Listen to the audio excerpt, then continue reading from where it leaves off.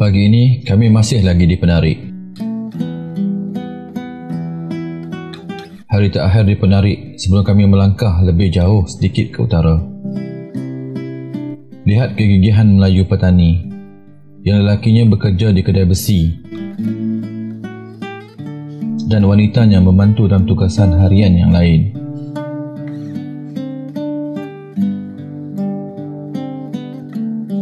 Tak kurang dari 7 buah motosikal dalam peparan ini ditunggang oleh wanita Melayu petani membantu dalam meningkatkan ekonomi keluarga. Mereka telah terbiasa bersusah-susah dan tanggungjawab dipikul bersama.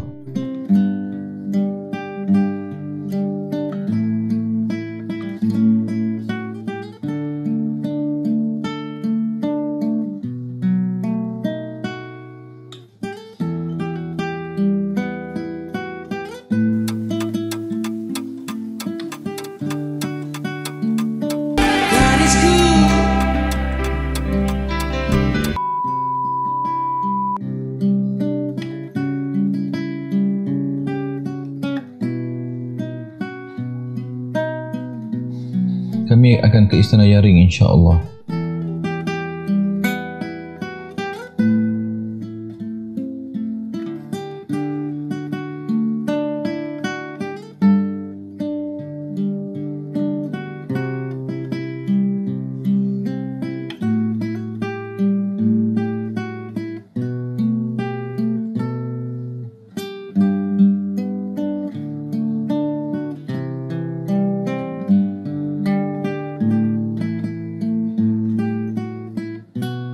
Dalam sejarah petani, antara yang giat membuat tali air dan sungai-sungai buatan ini adalah Raja Hijau, sehingga baginda digelar marhum Temangan. Sungai-sungai buatan ini bukan hanya penting untuk pengairan, malahan juga ianya penting untuk pengangkutan dan pertahanan sesebuah wilayah.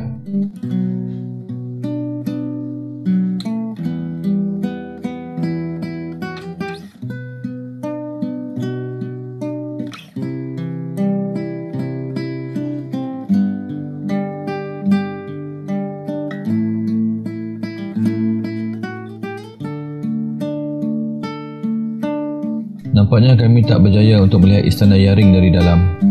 Kelantan yang dahulunya sebahagian dari petani besar, malah hubungan kekeluargaan diraja misalnya, masih erat sampai ke hari ini. Patah sayap bertongkatkan paruh, taatnya Melayu hanyalah kepada rajanya. Seni bina kayu istana ini cukup berprestij dan mewah, cukup sifat seni bina Melayunya.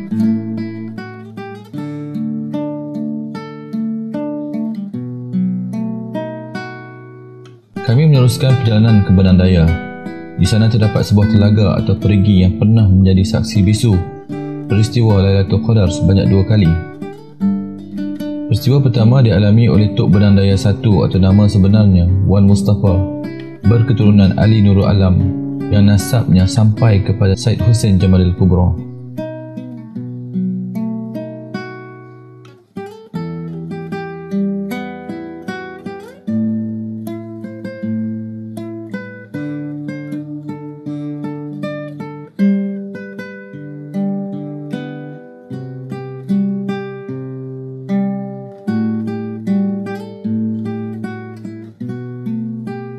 Ketika Wan Mustafa ingin berwuduk di atas sebatang pinang inilah, air menjadi beku dan pohon-pohon bersujud. Wan Mustafa bukan sahaja ulama petani yang mahir dalam bidang agama, beliau juga adalah Panglima Kerajaan Petani, bergelar Datuk Panglima Kaya. Moyang-moyang kita dahulu, mereka mahir dalam pelbagai ilmu. Syekh Ahmad Al-Khatib Minangkawawi misalnya, bukan hanya seorang ulama yang pernah menjadi imam di Masjidil Haram, bahkan beliau adalah ahli astronomi yang hebat. Kitab-kitab astronominya pernah menjadi rujukan NASA yang sekarang ini berada di Museum Manuskrip di Naratiwat. Seterusnya kami melangkah pula ke Kota Purba Yarang atau disebut juga Jerang. Ikut slang petani, Jerang berbunyi juga seperti jerai atau jerai dalam bahasa Melayu standard. Kota ini dipanggil orang sebagai Kota Mahligai Jerai dan pernah menjadi pusat pentadbiran Kerajaan Langkasuka sebelum pengaruh Sriwijaya. Cik Mal cuba menusuri laluan penaklukan Sriwijaya lama ini dari Sungai Petani di Kedah yang masih dalam kajian Cik Mal. Jejak ini sempat Cik Mal rakamkan secara live di Facebook Jamban Ops. Ianya hanyalah tafsiran awal yang perlu pada kajian yang lebih mendalam. Patung sembahan yang dijumpai di kawasan ini adalah patung Hindu. Apa yang kita ketahui selepas penaklukan Sriwijaya, agama penduduk setempat adalah Buddha. Walau bagaimanapun, apabila Cik Ma berkomunikasi dengan pentadbir tapak warisan ini, dikatakan hanya patung-patung kecil bersaiz poket yang sangat sempurna ukirannya berbanding patung-patung besar yang agak kasar buatannya. Sangat mirip dengan jumpaan di Lembah Bujang, Kedah. Tapi tidak begitu jumpaannya pada candi lama di India. Di India, patung-patungnya sangat sempurna ukirannya. Lihat pada lokasi jumpaan candi lama pada paparan peta. Ini menjadi satu kebingungan dalam dapatan baru ahli arkeologi. Sepertinya candi-candi ini dibuat hanyalah untuk pedagang dan bukan mencerminkan agama penduduk setempat. Lanjutan dapatan baru ini bolehlah ditonton pada video tinggalan budaya Kedah Tua yang disampaikan oleh Dr. Nasha, terpaut pada deskripsi di bawah. Paparan ini menunjukkan jalan penarikan antara Kedah dan Patani serta kedudukan kota Mahlika Jerai di tepi pesisir pantai kuno. Namun begitu, sangat sedikit dapatan hubungan antara Kedah dan Patani. British menyebut sebagai the country dalam teks mereka merujuk kepada kedua-dua negara ini yang boleh dikatakan menjaga hak jiran mereka dengan harmoni.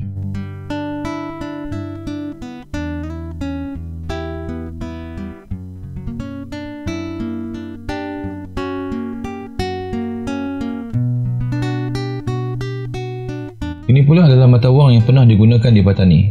Shilling dikira sekali dikatakan milik Khalifah Abbasiyah. Tapi melalui dapatan kita pada vlog Jejak Sejarah Patani hari kedua, shilling emas Al-Malik Al-Adil yang dipercayai digunakan di zaman Sultan Ismail Shah. Sebenarnya kompleks kota Malaysia ini sangat besar dan banyak parit yang dibina di antaranya. Hari ini sahaja terdapat 10 tempat yang kami lawati, dan kalau diletakkan, video ini akan menjadi lebih panjang durasinya.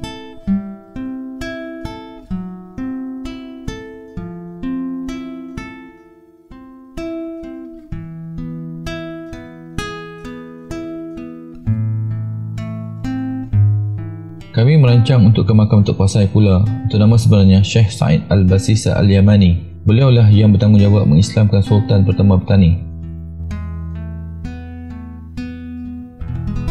Namun, di antara jalan menuju ke makam beliau, kami terserempak dengan satu lela lama yang kami lupa untuk rekod lokasinya. Dari cakap-cakap orang, lela ini seperti milik kerajaan Melayu Patani. Jika benar, ianya perlu direkodkan dengan sempurna. Jika benar lela ini milik kerajaan Melayu Patani, pada zaman bilakah ianya dibuat? Mungkin corak pada lambang pada lela ini terkait dengan jata kerajaan Melayu Patani. Wallahu a'lam.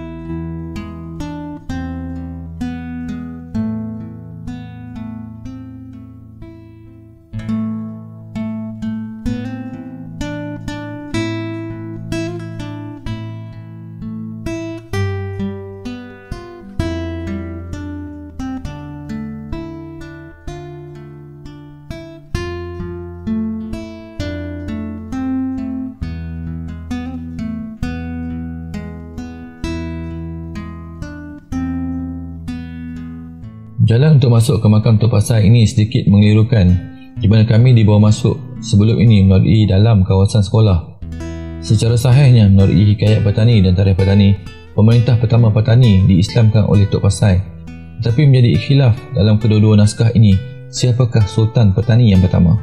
Jika inskripsi nisan di makam Sultan Ismail Shah diambil kira tentang ayat Ibn Muhammad Al-Malik Al-Adil yang boleh dimaksudkan sebagai ananda kepada Muhammad, maka Sultan pertama Patani adalah Sultan Muhammad, seperti yang direkodkan oleh Syekh Fakih Ali dalam tarikh Patani. Walau bagaimanapun, dalam tarikh Patani, nama Sultan Ismail Shah tidak direkodkan, tetapi direkodkan pula dalam hikayat Patani sebagai Sultan pertama memeluk Islam. Puzzle ini perlu dikaji lagi, mungkin dengan dapatan yang lebih baik yang bakal dibongkarkan nanti, insya-Allah. Perhatikan usaha yang dilakukan oleh masyarakat Patani dalam memartabatkan sejarah. Mereka sanggup berhabisan bukan sahaja wang ringgit, malahan akal, tenaga dan masa mereka untuk memperelokkan makam Tok Pasai ini.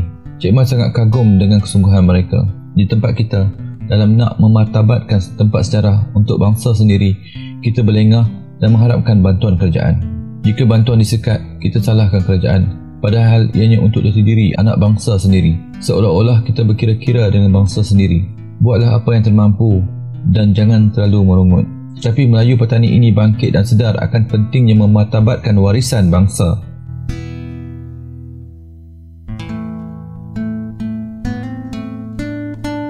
Seterusnya dalam jejak pada hari ini, kami ziarah pula ke makam Syekh Safiyuddin Al-Abbas Al-Yamani. Beliau adalah arkitek yang bertanggungjawab membina Masjid Gresik di zaman Sultan Muzaffar Shah. Seni bina Masjid Gresik berilhamkan seni bina Masjidil Aqsa di Palestin yang telah kita lawati pada siri kedua sebelum ini. Beliau bergelar Datuk Seri Faqih Diraja. Dari keturunannya lah lahir cucunya iaitu Syekh Faqih Ali bin Wan Muhammad bin Syekh Safiyuddin Al-Abbas yang mula mengarang kitab Tarikh Batani dan kemudiannya disusun semula oleh Syekh Wan Daud Arif Billah Taif.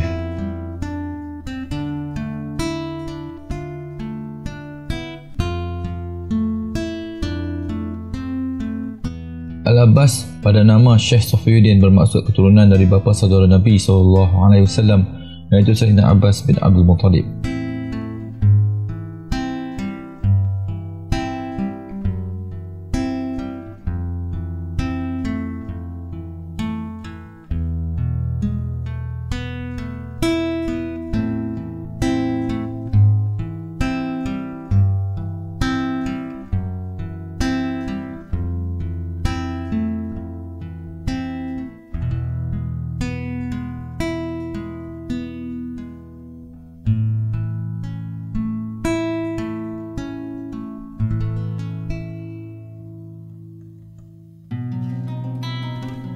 Kami sempat singgah di Masjid Nur Salam di Jalan Utama Petani ke Masjid Gresik.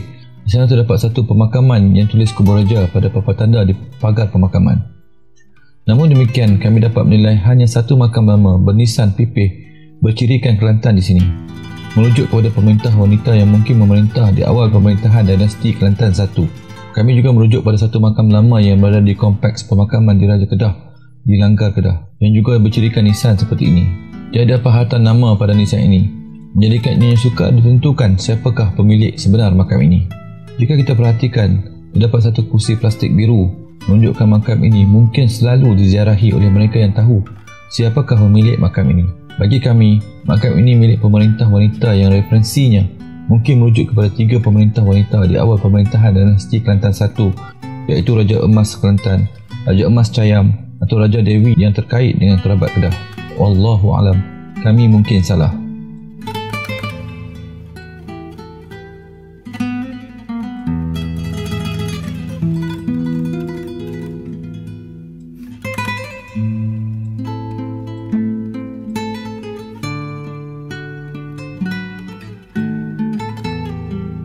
Seterusnya kami ke Telaga Syekh Wan Daud. Beliau adalah ulama tasawuf Patani. Syekh Faqih Ali adalah moyang buyut kepada Syekh Wan Daud. Tak heranlah Syekh Wan Daud mengambil inisiatif menyusun semula tarikh Patani. Susunan beliau inilah yang diterjemahkan dalam tulisan Rumi yang dapat kita rujuk sekarang. Beliau juga terlibat dalam Perang Kedah Siam 1826 atau lebih dikenali sebagai Perang Sabil oleh masyarakat Patani bersama dengan Tunku Kudin dari Kedah dan Syekh Abdul Samad Al-Falimani. Selamat dari buruan Siam, beliau terus ke Mekah dan wafat di Taif. Telaga Syekh Wan Daud ini sebenarnya terletak di dalam kawasan Istana Kota Nilam yang dibangunkan oleh dinasti Sri Wangsa Patani. InsyaAllah akan diceritakan dalam video yang lain tentang Istana Kota Nilam ini.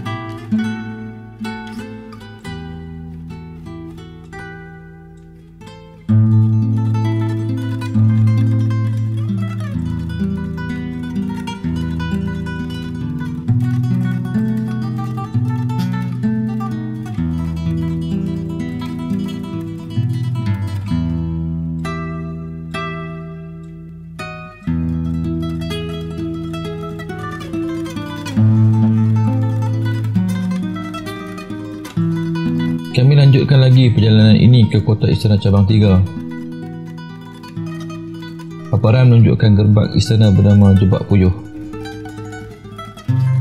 Di sinilah istana pemerintahan terakhir Patani oleh Sultan Abdul Qadir Kamaluddin. Baginda telah cuba beberapa kali menggunakan pengaruh British untuk membebaskan Patani dari jajahan Siam melalui jalan rundingan. Siam bertindak balas dengan cuba mempengaruhi Sultan untuk menandatangani satu perjanjian berat sebelah pada tahun 1901. Kegagalan Sultan menandatangani perjanjian tersebut menyebabkan baginda ditangkap dan dibawa ke Bangkok secara paksaan pada tahun 1902.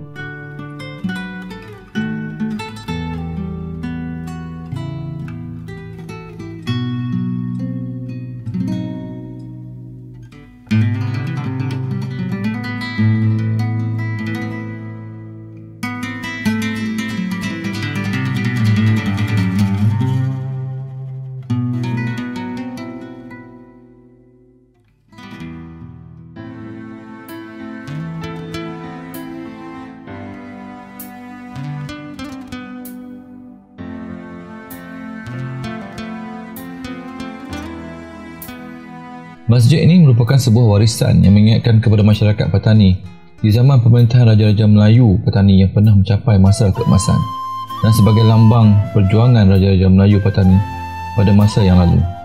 Asalnya masjid ini dibina dari kayu pada zaman Sultan Muhammad dari dinasti Kelantan II, kemudian ditambah sedikit demi sedikit untuk menampung jemaah.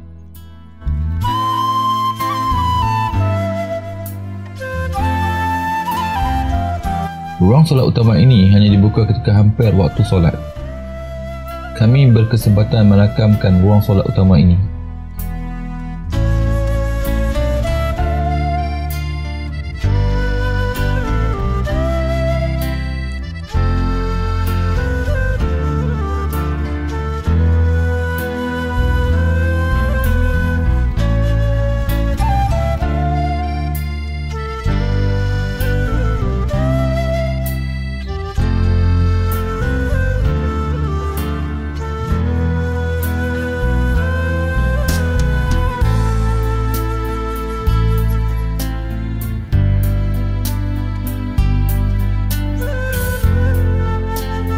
Imbalnya seperti seni bina yang banyak terdapat di masjid-masjid Vietnam sekarang. Berkemungkinan besar ianya pengaruh dari kerajaan Melayu campur dahulu.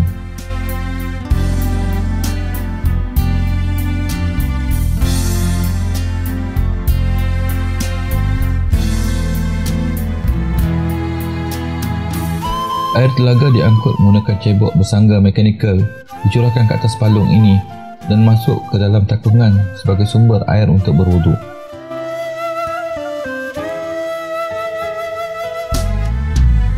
Kami mengambil keputusan untuk menangguhkan solat jamak kami sehingga sampai di Chenak. Hotel belum kami ambil dan harus bergegas untuk mendapatkan hotel atau chalet sebelum keadaan bertambah gelap.